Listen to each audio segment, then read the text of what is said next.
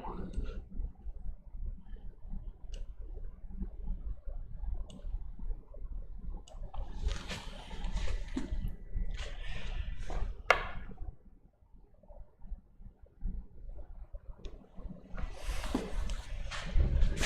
Okay, cool. We should be here in module 4, done with module 3.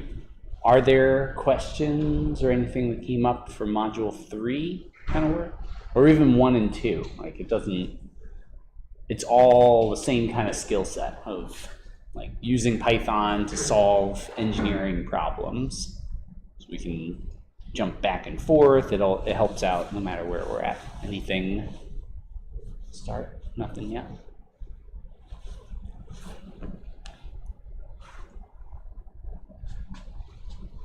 What about for module 4? Are you just getting started? Yeah. Just opening.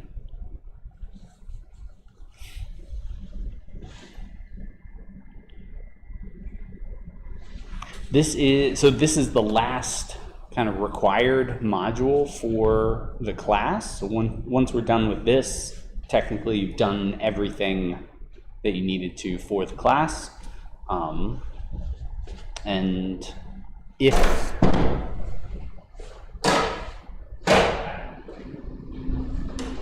you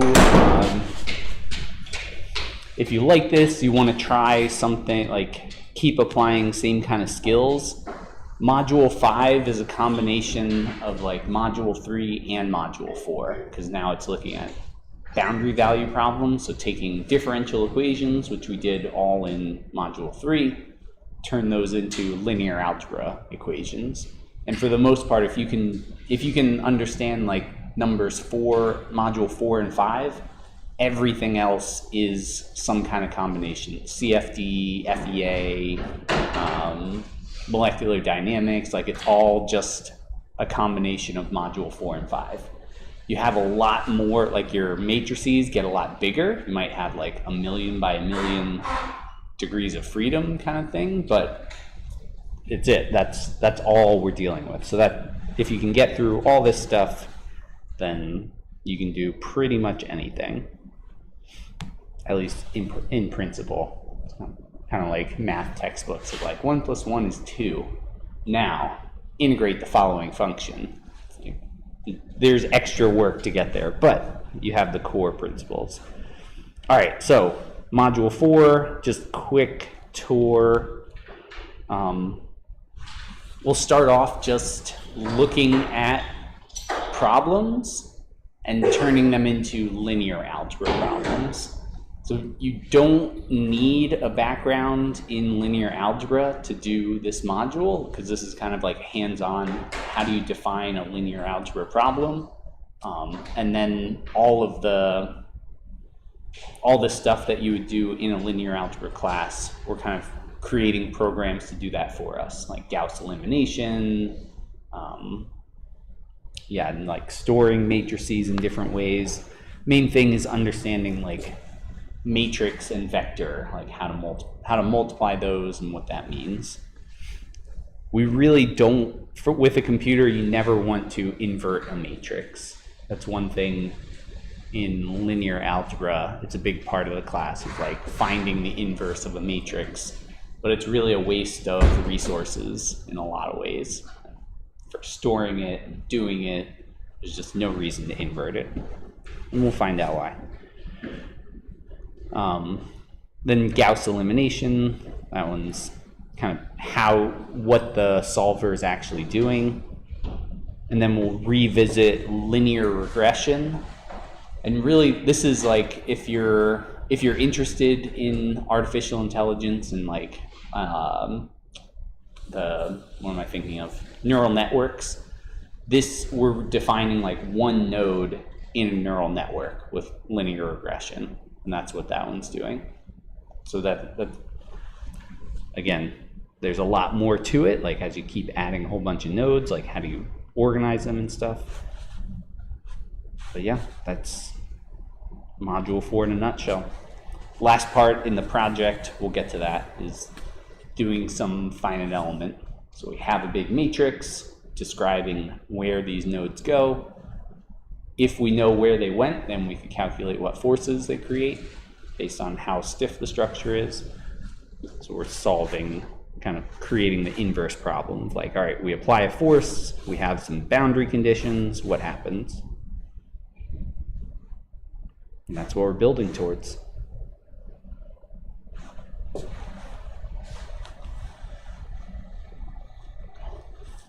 Cool.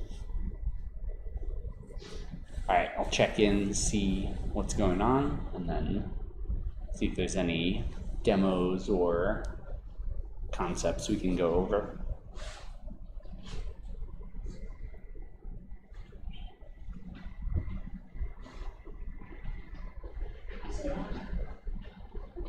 Yeah.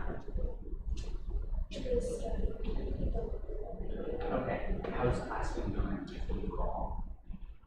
Staying on track? Yeah. Okay. All right.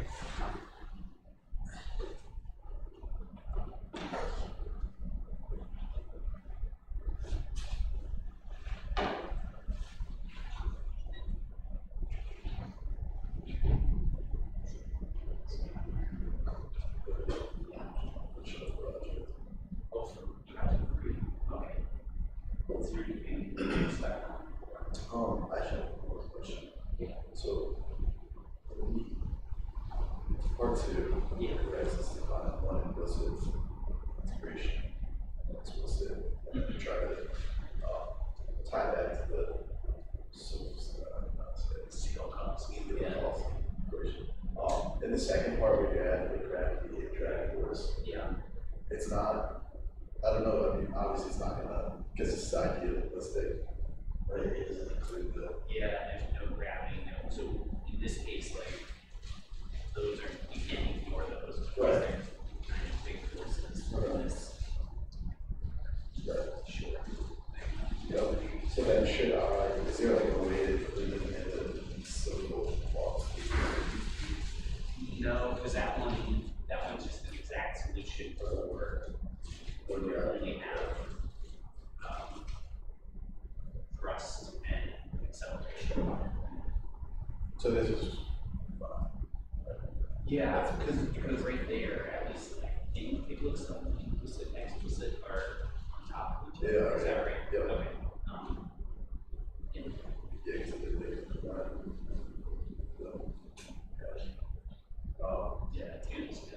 and then, I did the one you showed in class, which is the class.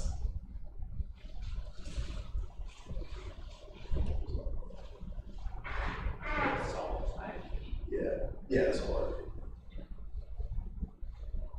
I Okay. Yeah, using like the rough Yeah, basically, right, exactly. So, Okay. that was my one question. Yeah, like if you want to check, because this is definitely not the same, right? I can check the area, right? Yeah, you can check the error between those two answers, but then also if you make the thrust a lot bigger, like you make the thrust a lot bigger, so increase max race at DMPT.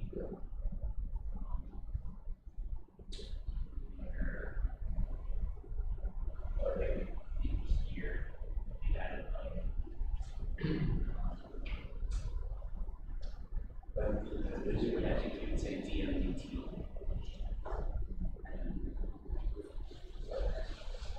Was that kind of file, so.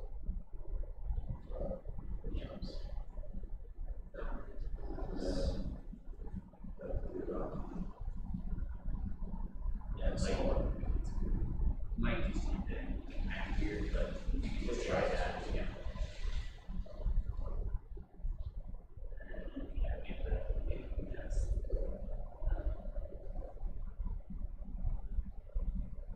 First thing, it's right on there, but. Yeah, Yeah, we would just have to change like the time span. yeah, right, because it'd be so.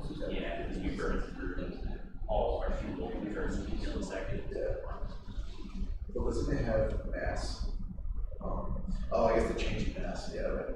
Because the changing mass would be more than the mass. So it's just understand. Yeah, This is 25 per second. yeah, like once you turn it to 25 kilograms, you're basically saying like it exploded. So,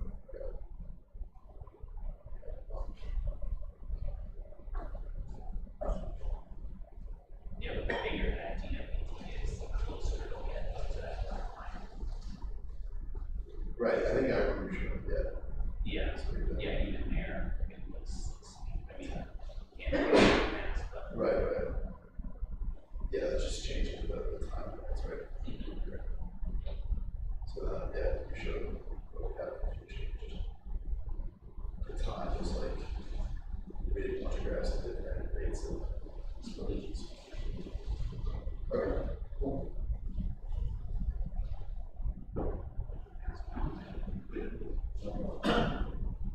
Working on the same thing as connection. Oh, for the project? That was really cool. Oh, okay. I think, I was also going to ask, but I found a question number, what email request or like that? For our department, you submit like a request for a permission number. Which department? Yeah, so submit like a permission request. Yeah, and then professor will review it.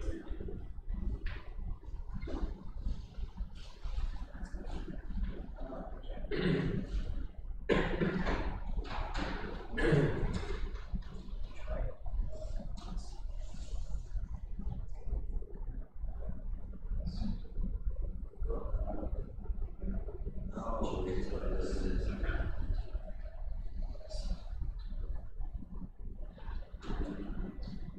Try to do that error.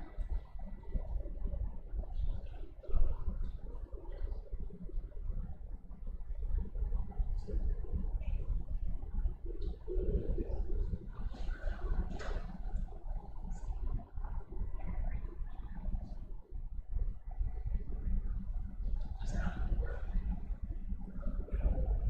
Like when you use see what it's doing right now. Oh wait. So plug in one DMPT and it's giving me value. What's that? Yeah.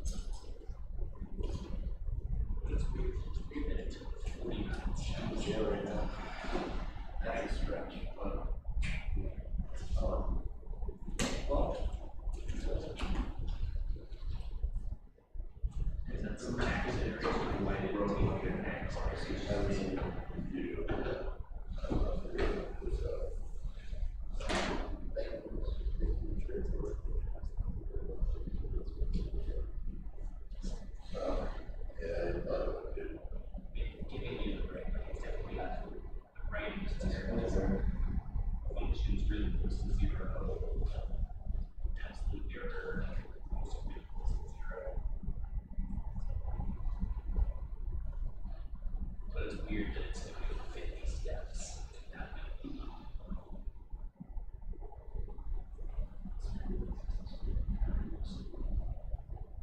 And now it's just copying over on the brain. It doesn't work.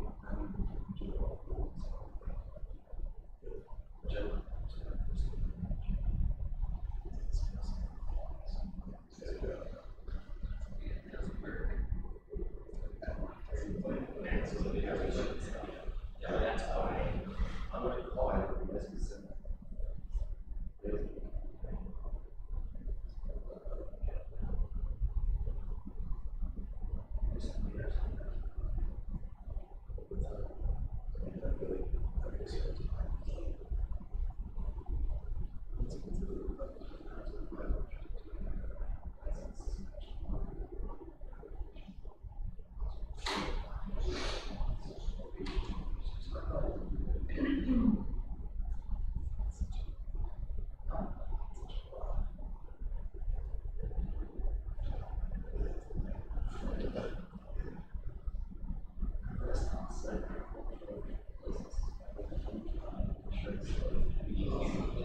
You can try to increase it.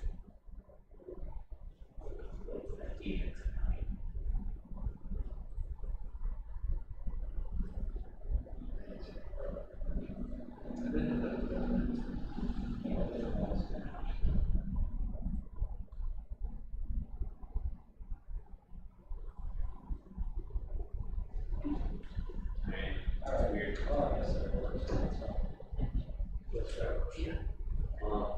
Kind of like looking through the open.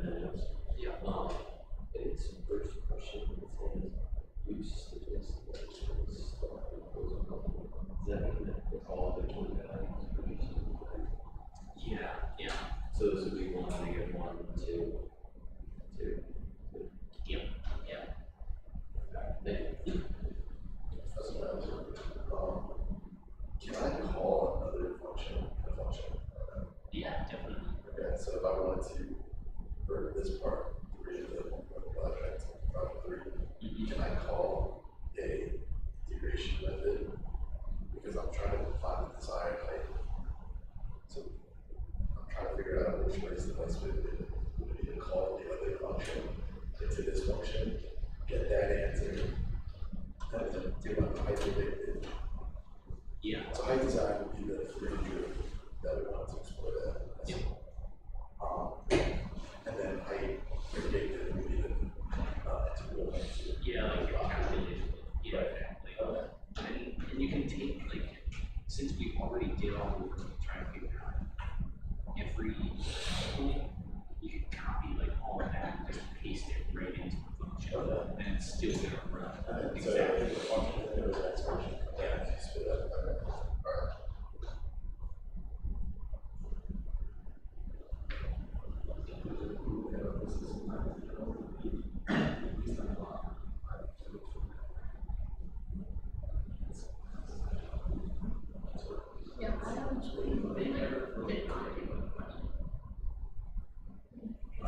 Go ahead and try it.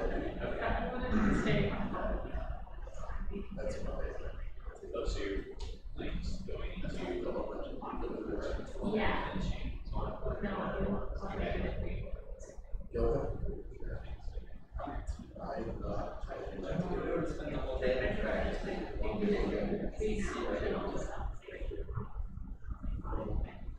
The track, right? It's all the same skill set, different applications. It's the same stuff. Is it a better way to write it out?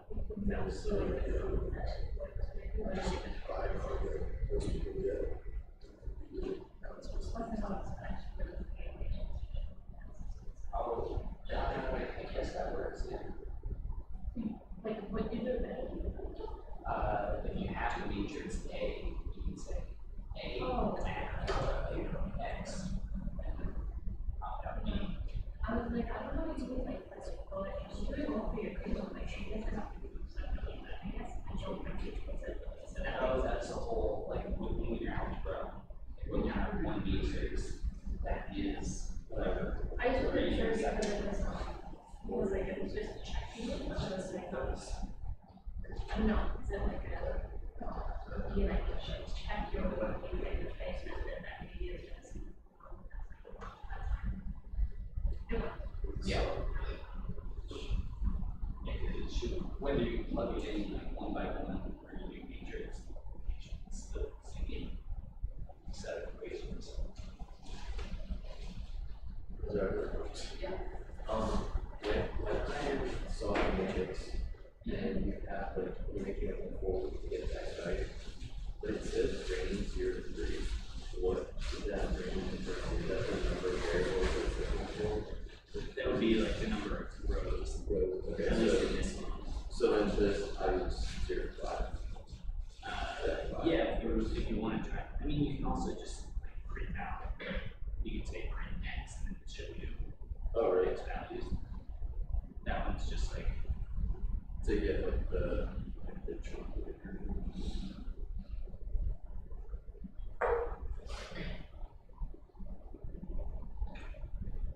well, array expects like one input, so you have to put all those lists that you put in here in brackets, so like a bracket at the beginning, and a bracket at the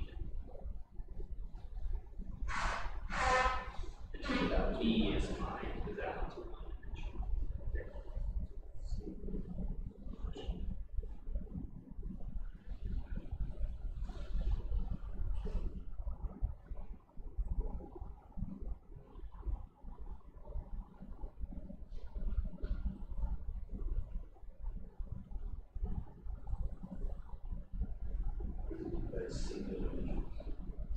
Let's see. Have you heard that before?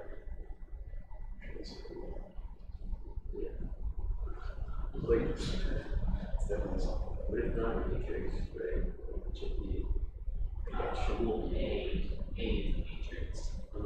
So it's telling you that A is singular. And then the other word is like that it's field condition. It's just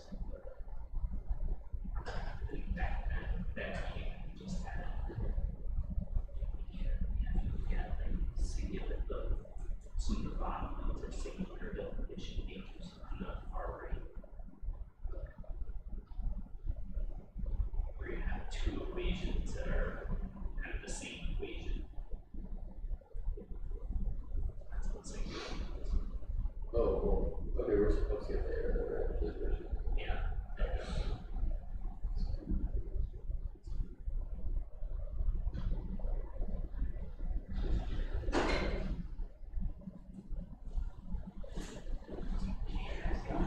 Let's go.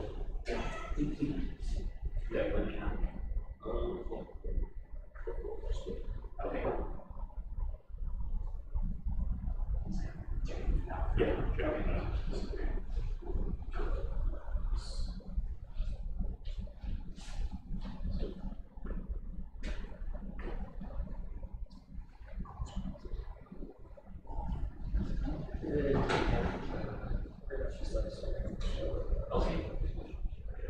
Yeah.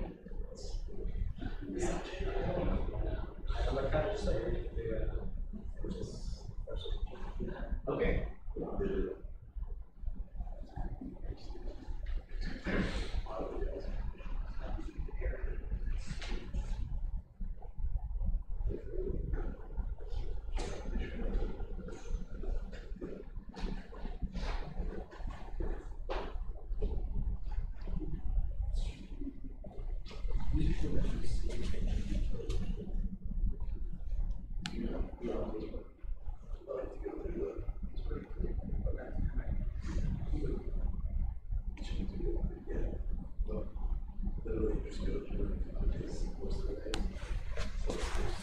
All right, so first things that are coming up as we're looking at Module 4, one of the things, this is more just like helpful tips and tricks for entering matrices. If I'm trying to define like A as an array, and I need a 5 by 5 array, I need two sets of brackets. Like the first one is saying like, all right, I'm going to have one dimension, then the inside is defining every row for my second dimension. And NumPy, I think the max number of dimensions I got up to was like 32. So you could have 32 sets of brackets, like a 32 dimensional tensor, because at that point we don't really call them matrices anymore. But for linear algebra, all we ever need is either like one set of brackets for vectors or two for arrays. So then I can start typing out like a 1, a -2, a 0, a 0, and a 0. And then what I like to do for the next row, so I can check and make sure things are going the way that I want, is put it on a new line. And that way I can see when I eventually don't have the right number of, if I have 4 values in the first one, and then 5 on the next, and 6 on the next, I can troubleshoot. It's a little easier to read. So now a -1. Oh wait, why did I say that? Yeah, and sure enough, I already made an error. A 2, a -1, a 0, and a 0, and then a comma, a 0, a -1, a 2, a -1, and a 0,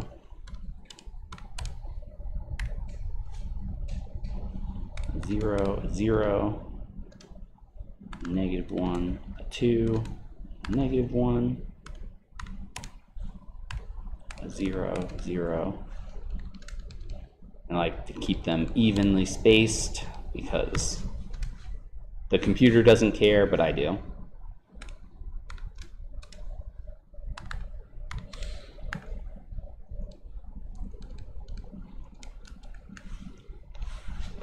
And then I know in the reading there's like some fancy for loops to print out the arrays, like this. And it's a nice way to like show pretty close to like, here's the linear algebra operation of how this thing works. But I can always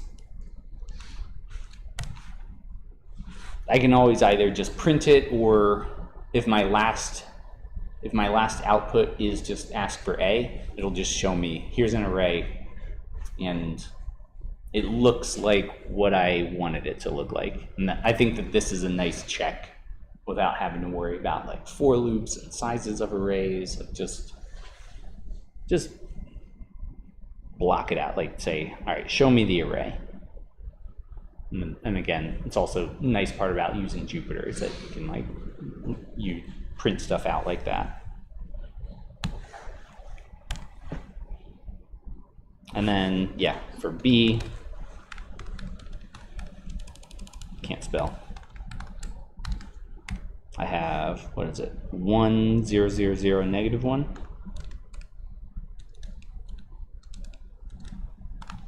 Like that.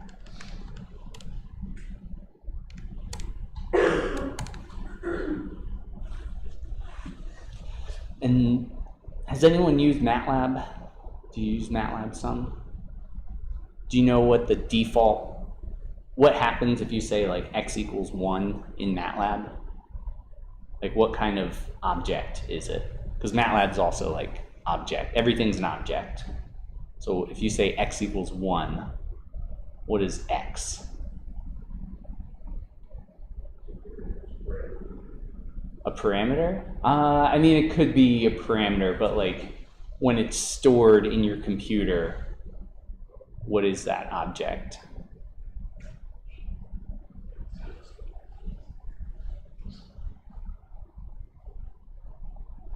I don't know. I like dive deep into this because I did like a big comparison. It's a variable. Yeah, so there's a variable x, and that x is now stored on your computer as 1. So if I do that in Python, I think I can say type. In Python, if I look at the type, it's like on my computer, there's there's a byte that's stored in integer. Do you know what it's stored on MATLAB? Does it store everything as like some kind of like array? It is an array. It's an array of integers. So technically in MATLAB, when you say x equals 1, you made a 1-by-1 matrix because it's a matrix lab. Yeah, which is weird. But NumPy is a little different because there is no default size. Like if I say x equals 1, it's like, okay, well, here's your integer 1. Like it's not storing it as an array so that I can do linear algebra on it. Yeah, that's the one thing, like if you are doing linear algebra stuff all the time, MATLAB is the place to be because everything, the whole system is just based on matrices. So that it's kind of cool, but also kind of weird. So anyway, B, when I say B is this like vector of 1, 0, 0, 0, negative 1, it's a one-dimensional vector. Like it is not a matrix. But in MATLAB, this would be a row matrix, like a matrix with just one row in it.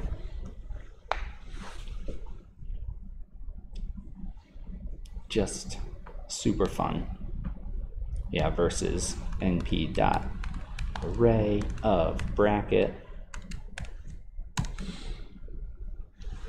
So I can get like an array of just that value 1, but I have to put it inside of a function to say like store this as an array.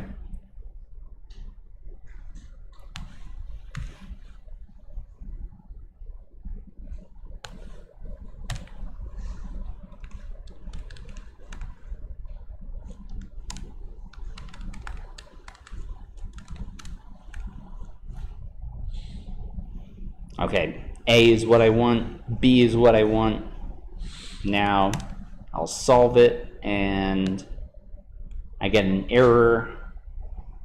It's kind of a long error, but for the most part, it's just saying singular matrix. Did I do something wrong? No? Because B's a row vector, not a column vector. I mean, we could change the shape of B if we want. If you think that'll make a difference. Too many brackets. And do transpose. You want a column vector instead of row, like that? Maybe, okay. Still singular. Yeah. If you try to like simplify the matrix, like do elimination of the matrix, then you get infinite solutions. Yeah, so singular means like infinite solutions. And if we come back up and look at like physically what are we solving? We're taking a force on one side, applying 1 Newton. I gotta scroll down a little bit. I apply 1 Newton this way, I apply 1 Newton that way. And like, okay, so one thing that could happen is everything squishes together. Another thing that could happen is that everything squishes to one hand, or it squishes to the other hand, or I squish it and then run across the room. So there's literally an infinite number of possible solutions because of the way I defined my lack of boundary conditions. All I did was say sum of the forces is 0, but that's what I'm solving in each of these cases. This is like, I think I've seen this error in finite element solutions 1,000 times, probably millions of times at this point, if I count. Thousands of times just from myself, but millions if I look at like everybody else's.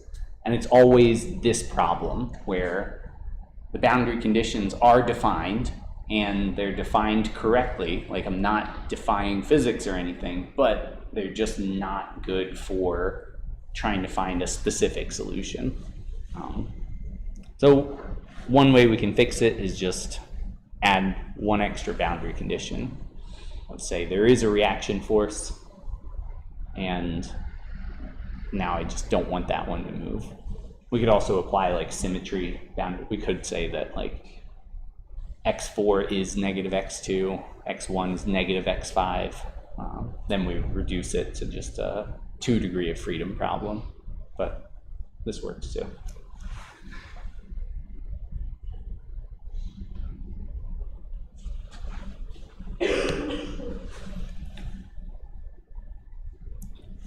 So if I want to get, so really what I'm doing is getting rid of this last column and this last row, and then I don't need this last value here.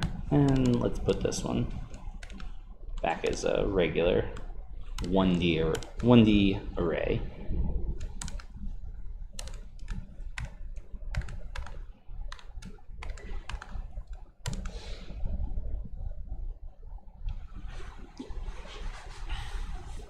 And rather than type it all out again, like I already have A defined, I'll just index first up until the second to last value for the rows and second to last for columns. And then I can do the same thing for B.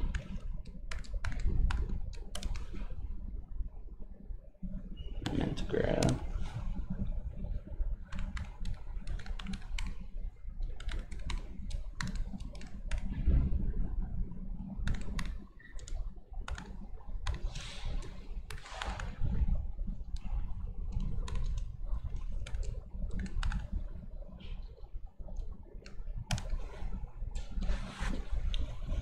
Now I get one solution instead of infinity solutions. Yeah. How did you know you had to like move specifically like the last row and the last column? Oh, how did I know? That one.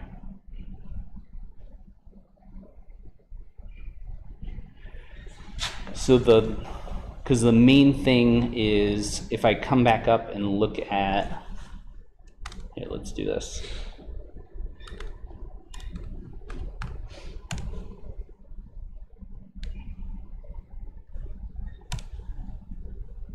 Copy.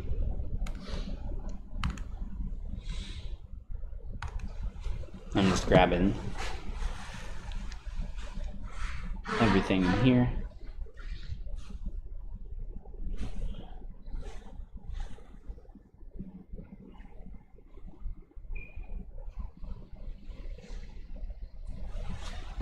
So what I'm doing is saying like x5 is 0. So anywhere I see an x5, I want to get rid of it. So it's here and it's there.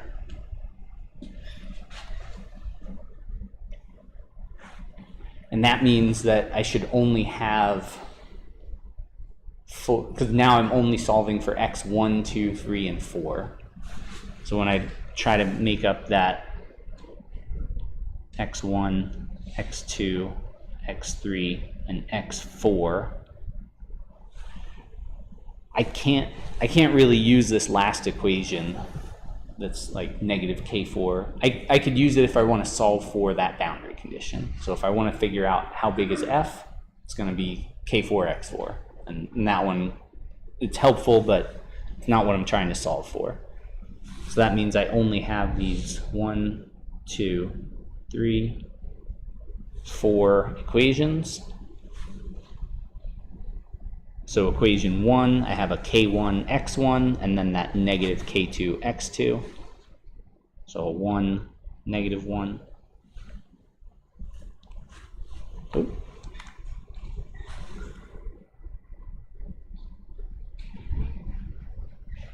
And then I have a negative 1, a 2, a negative 1, 0, 0. Am I doing this right? Oh, I only have 3 rows, that's why.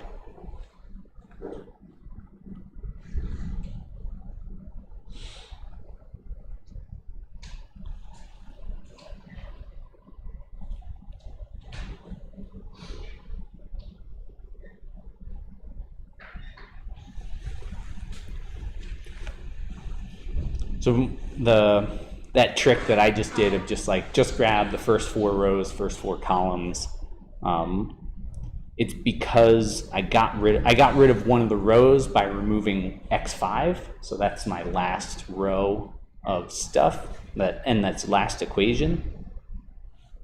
I guess this last equation, sorry. And then I got rid of one of the columns because I got rid of x5. Sorry, I mixed that up. So columns, number of variables, rows is number of equations. So I got rid of my last variable, so remove 1 row, and I got rid of my last equation, last 1 row. I keep mixing it up, sorry. Row, last equation, last row, delete it.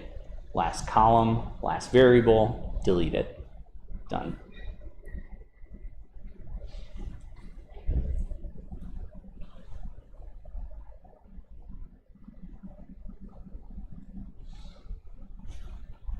And like one of the things I could have done is I could have said instead of x5 is 0, I could have said it's 1. Like just pick a value for x5. Then that would have changed my right-hand side.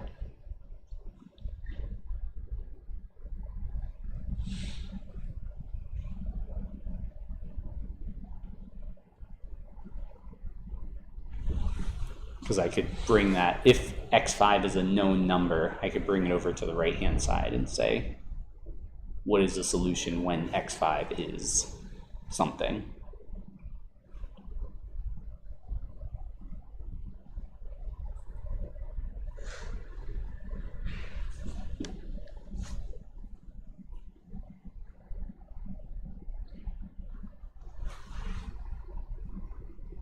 Cool, thanks for asking.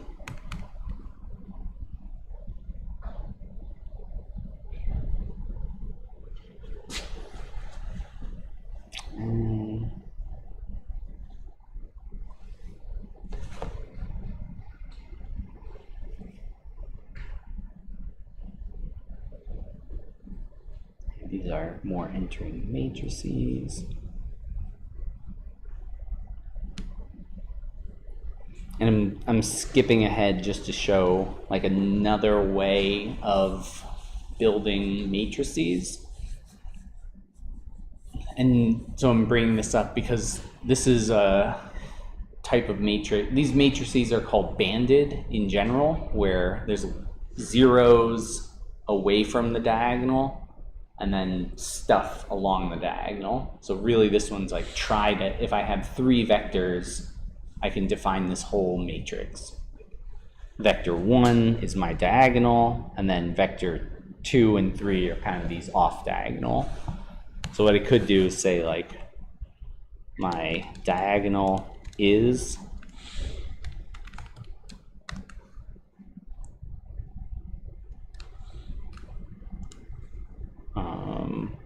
four ones times 2 times k. And what is k here? Oh yeah. Oh, if I could spell though, not ohms, ones.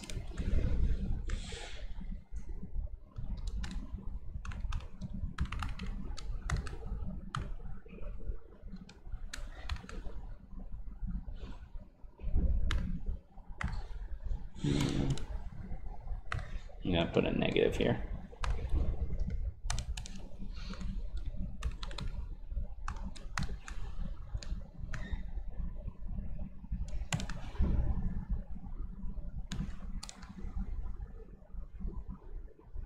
And let's do one more.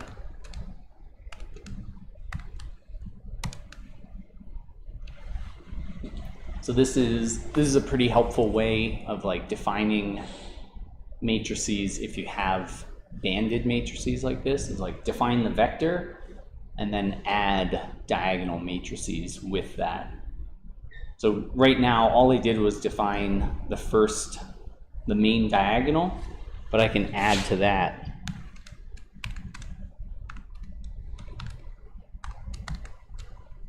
D1 along the 1, like 1 off. So if I say diag 1, it'll put it one kind of row and column above the diagonal. And if I give it a -1, it'll give me right below it.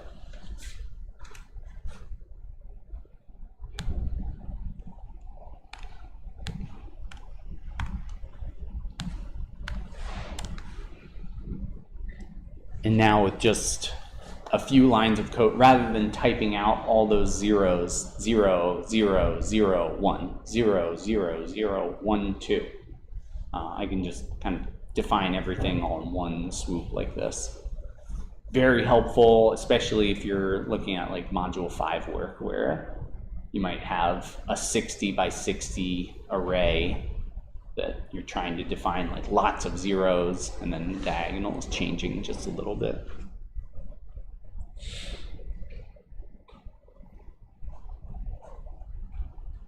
Anyway, helpful, hopefully helpful, but tips and tricks on using Python to define arrays and solve.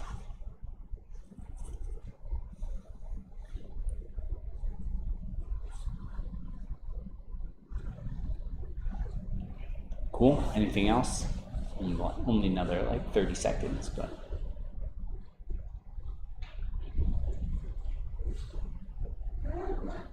All right. Thanks a lot. And we'll be back on Monday. Keep looking at some linear algebra work.